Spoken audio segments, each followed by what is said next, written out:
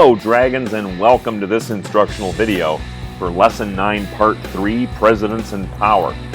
The main idea behind this civics lesson is executive power is limited by the judicial and legislative branches of government. With that in mind, by the end of watching this video, you'll be able to describe some ways in which presidents are able to act on their own, summarize the advantages and disadvantages of the power of presidents to act on their own, and analyze some examples of the use of presidential power. Now that the outcomes for this lesson have been shared with you, let's get started.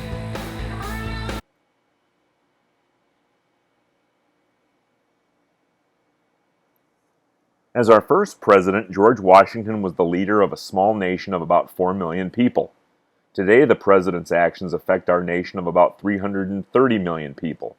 They also affect nations and peoples around the world. In setting up the office of president, the framers could not have known how much the power and duties of the office would grow.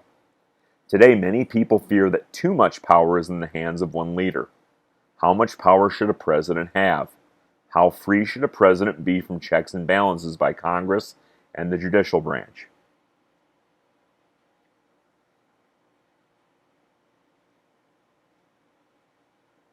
In fact, the president has a good deal of freedom to take action to meet goals. For example, the president and presidential advisors do not need permission from Congress to hold talks with representatives of other countries. Many talks result in executive agreements which do not need Senate approval. Other talks lead to treaties. Even though the Senate has the power to reject any treaty, once the president has committed the United States to a treaty, it is hard for the Senate to say no. Another way the president can take independent action is by executive privilege, the right to keep some information secret from Congress and the courts. Executive privilege is based on the idea of separation of powers. It helps keep the other branches from interfering with the president's job. Sometimes, too, the nation's safety depends on secrecy. If the president has to tell Congress, the information is more likely to leak out and ruin the plan.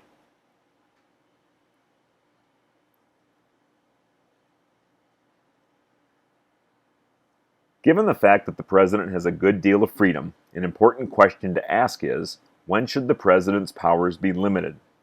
The answer depends on the situation and on the president's goals in that situation. In any situation, the possible advantages of the president acting independently have to be weighed against the possible disadvantages. What are some reasons the president should be able to take action without talking with the other branches of government? One is that the president can act quickly in a crisis, or take an opportunity that might be lost while waiting for approval by Congress. Furthermore, in some situations, Congress may be seriously divided and not able to arrive at a decision. Suppose, however, that a president often made important decisions without asking Congress or thinking about whether the actions were constitutional. How could we be sure that the president was acting in the best interests of the nation? Clearly, the need for strong presidential leadership must be balanced against the need to protect ourselves against abuse of power.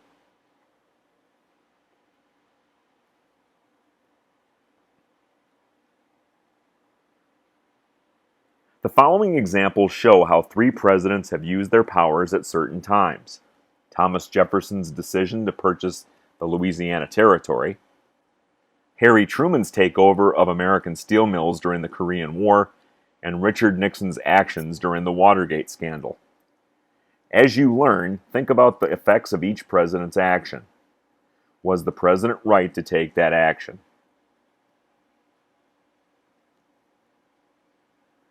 In 1803, President Thomas Jefferson had a great opportunity. Napoleon, the leader of France, had offered to sell the huge Louisiana Territory for $15 million. By buying Louisiana, Jefferson could double the size of the United States. Although Jefferson thought that the purchase would be good for the young nation, he was troubled because the Constitution did not say that the President or Congress could buy territory. Jefferson thought that a constitutional amendment might solve the problem, but time was short. Napoleon was showing signs of changing his mind. Knowing that he had to act quickly, Jefferson turned to his advisors, especially James Madison, who was then Secretary of State. Madison believed that the president's power to make treaties gave Jefferson the right to buy Louisiana. After carefully thinking about Madison's advice, Jefferson accepted Napoleon's offer. The Senate ratified the treaty, and Congress agreed to pay France for the territory.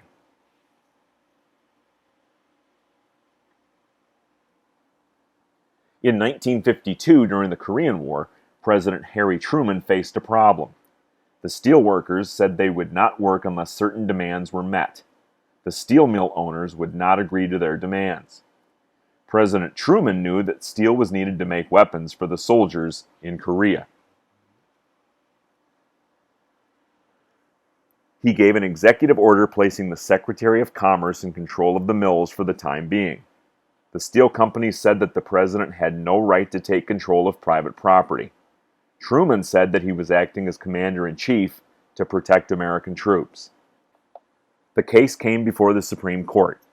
The court ruled that the president had no power to take private property, even in a national emergency. His duty, the court said, was to carry out laws passed by Congress, not to use executive orders to make his own laws. On August 9, 1974, President Richard Nixon left office as a result of the Watergate scandal. Nixon and members of his staff were accused of covering up White House involvement in a break-in at the Democratic National Committee headquarters in the Watergate office building in Washington, D.C. The aim of the break-in was to help get Nixon reelected by finding out about the Democrats' campaign plans. After the burglars were caught in the act, newspaper reporters discovered that members of the White House staff had helped plan the burglary and later tried to cover up the crime. First, a special Senate committee and later the House Judiciary Committee began an investigation of the president. Investigators found that the president had taped all of his White House conversations. When they asked to examine the tapes, however, Nixon refused to release them, claiming executive privilege. In July 1974, the Supreme Court ordered Nixon to turn over the tapes, saying that executive privilege is not an unlimited power, particularly if used to hide possible criminal actions. Based on the tapes and other facts, the House Judiciary Committee recommended that Nixon be impeached. Nixon resigned before the full House could vote.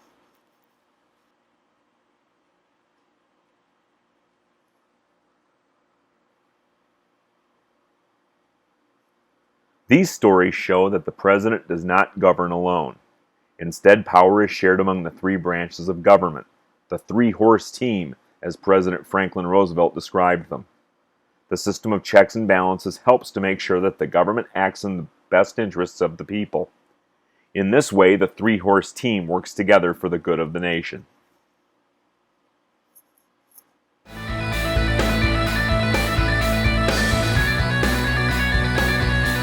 So that's the way it is with Lesson 9, Part 3, Presidents and Power. At this point, you should know that the framers were rightly concerned about giving too much power to the president. The president today plays a much greater role in the world than George Washington did, and presidents can take independent actions, but must balance those against possible abuses of power. Don't forget to subscribe to my channel to have the entire catalog of civics videos available at your fingertips.